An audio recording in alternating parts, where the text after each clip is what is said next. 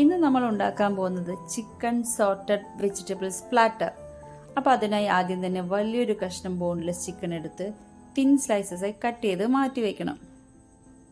ദേ ഇതുപോലെ.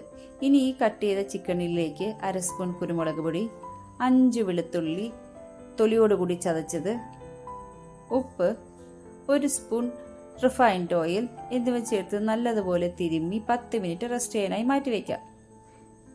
ഇനി ഇതിനൊരു മസാലയ്ക്കായി 1 spoon soya sauce, 1 spoon tomato sauce, 1 spoon Kashmiri chilli powder, 1/2 spoon chilli flakes, 1/2 spoon oregano എന്നിവ ചേർത്ത് നല്ലതുപോലെ ഇളക്കി യോജിപ്പിക്കണം.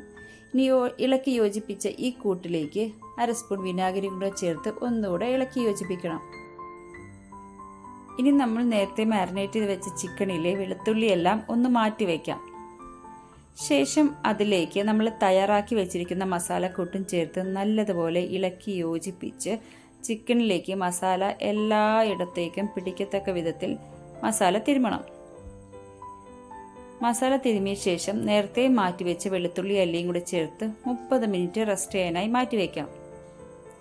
ഇനി ഒരു പാൻ ചൂടാക്കി റിഫൈൻഡ് ഓയിൽ ഒഴിച്ച് ചിക്കൻ ഒന്ന് വറുക്കാനായി വെക്കാം.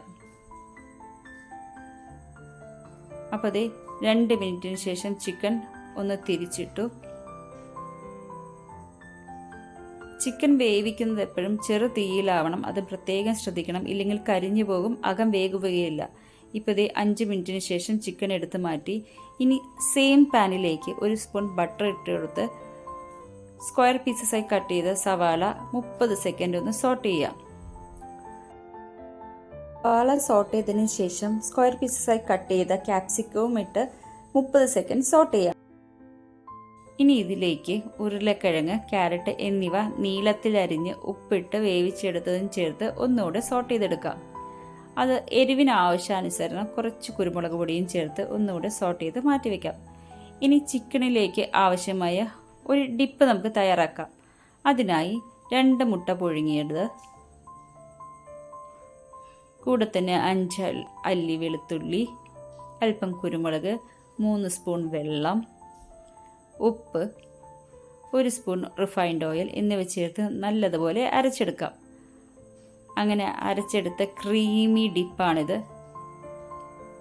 ഇനി നമുക്ക് പ്ലേറ്റ് ഒന്ന് സെറ്റാക്കാം. ആദ്യം തന്നെ ചിക്കൻ, പിന്നെ സോട്ടഡ് വെജിറ്റബിൾസ്,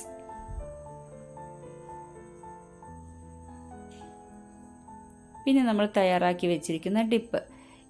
ഒരു അടിപൊളി സോട്ടഡ് വെജിറ്റബിൾസ് ചിക്കൻ പ്ലാറ്ററാണിത്. ഇനി റെസ്റ്റോറൻറ്റിൽ ചെന്നൊന്നും ആരും വാങ്ങിച്ച് കഴിക്കേണ്ട, അത്രയ്ക്ക് രുചിയാണ്. കുട്ടികൾക്കൊക്കെ ഏറെ ഇഷ്ടപ്പെടും.